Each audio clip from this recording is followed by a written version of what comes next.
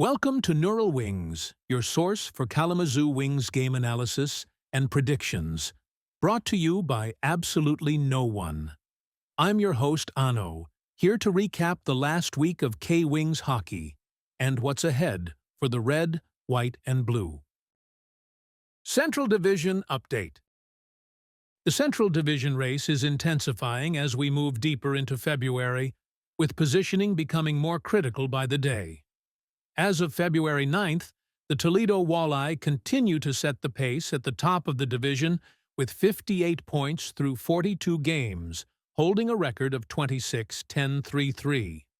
They are followed by the Fort Wayne Komets in second place, with 55 points, 24-13-7-0, while the Bloomington Bison have surged into third with 50 points, 23-17-2-2.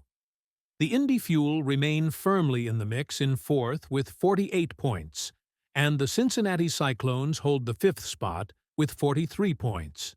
Our Kalamazoo Wings are currently in sixth place with 42 points, sitting on a record of 18 wins, 18 losses, 3 overtime losses, and 3 shootout losses through 42 contests.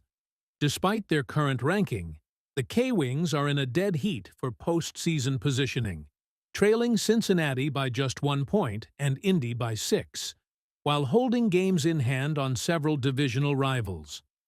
The team has maintained steady momentum with a 5-3-1-1 record in their last 10 games as they look to leapfrog into a playoff spot. Trailing the pack are the Iowa Heartlanders, who sit in seventh with 30 points. Game recaps. Wednesday, February 4th. Home OT loss versus Cincinnati Cyclones. Score 4-5. The Wings opened their homestand with a high-octane battle against the Cyclones that went the distance. Kalamazoo jumped out to an early 2-0 lead in the first period behind goals from Colin Bielik and Quinn Preston, but Cincinnati clawed back to take the lead in the second. Fan favorite Josh Bloom tied it back up at 3-3, and Jackson Kunz scored his first of the season in the third to force overtime. But an Eric Villio goal just over 3 minutes into the extra frame handed the Wings the hard-luck loss. Ty Young was under fire all night, making 36 saves on 41 shots. Friday, February 6th. Home loss versus Bloomington Bison. Score 2-5. Tensions were high as the Bison came to town, and unfortunately, a slow start proved costly for the K-Wings. Colin Bielik gave the home crowd an early reason to cheer just 2 minutes in, but Bloomington responded with 5 straight goals to silence the arena. Jackson Kunz netted a late power play goal, but the mountain was too high to climb. The game turned physical in the third period, with a major fighting penalty between Josh Bloom and Bloomington's P. Gavlis as the divisional rivalry began to boil over.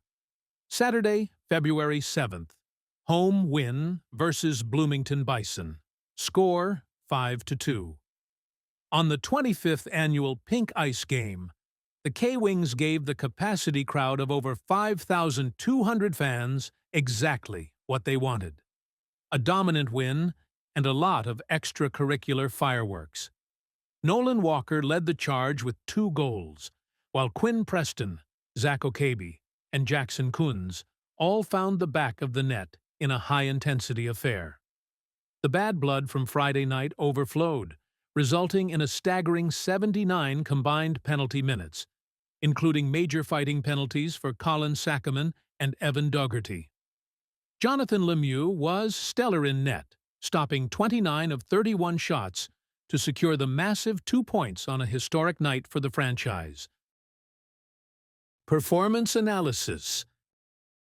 Looking at our general performance this week, the most encouraging sign was the tactical growth in how the K-Wings navigated high-pressure battles along the boards.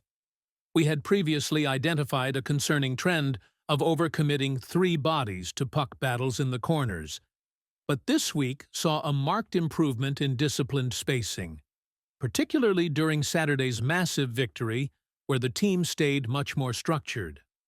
while there were still a few missed opportunities to exploit lucky squirts of the puck.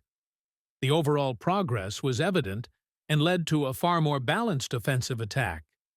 This improved positioning was bolstered by a fierce willingness to stand up to the physical pressure of tougher divisional opponents.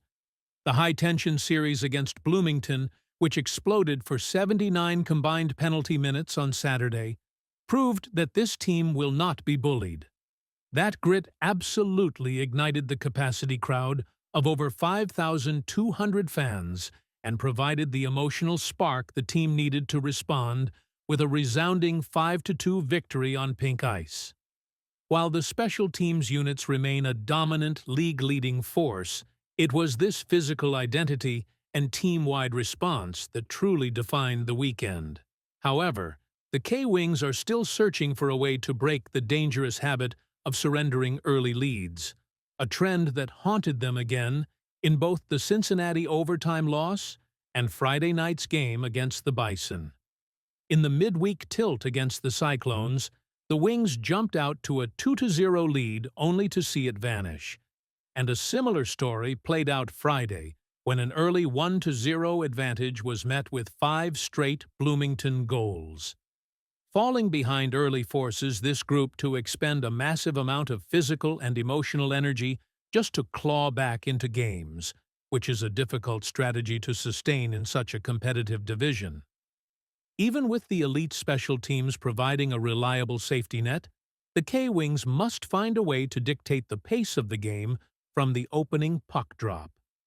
If they can successfully marry their new physical presence and improved board discipline with more consistent first periods, they will be a nightmare for any Central Division opponent heading into the stretch run. Roster moves. The front office had a complex week navigating personnel changes as the team looks to solidify its depth for the postseason push. The most significant transaction was the release of forward Blake Christensen on February 6th, a move that signals a shift in the team's offensive philosophy heading into the home stretch. Offsetting that departure, the team saw a major emotional lift with the reactivation of Kashan Gervais on the 7th. His return for the pink ice game provided a tangible morale boost for both the locker room and the capacity crowd. Additionally, the blue line was bolstered by the waiver claim of Brendan Dowler from Tahoe. While Dowler was moved to the reserve list and has yet to see game action, there is significant anticipation among the fans who are eager to see if his familiarity with the coaching staff translates to success on the ice. These moves, alongside the return of veteran assets like Evan Doherty and Spencer Kennedy, have reshaped the Wings' identity during a high-stakes divisional week. Looking toward the final months of the season, management should continue to prioritize defensive reinforcements to support a rotation that frequently faces high shot volumes. While the offensive production has been buoyed by the return of key forwards, finding a true stay-at-home defender who can effectively clear the front of the net would be the ideal final piece for this roster. Strengthening that interior defensive zone would alleviate the burden on the goaltending tandem of Ty Young and Jonathan Lemieux, especially during the physical high-tension games that are becoming the norm in the Central Division. If the front office can leverage their recent tactical improvements into a final strategic addition, the K-Wings will be a formidable threat in the chase for a playoff spot. Affiliate Update. The Abbotsford Canucks continue to battle through a challenging stretch in the AHL's Pacific Division. They currently sit in 10th place with a 15-24-3-3 record and 36 points. While recent results have been tough, the Canucks remain a vital source of talent for the Wings roster, though the current stable of assigned players in Kalamazoo has remained largely consistent this week. The organization continues to prioritize development and grit, qualities that were on full display as both clubs engaged in physical divisional matchups over the last 7 days.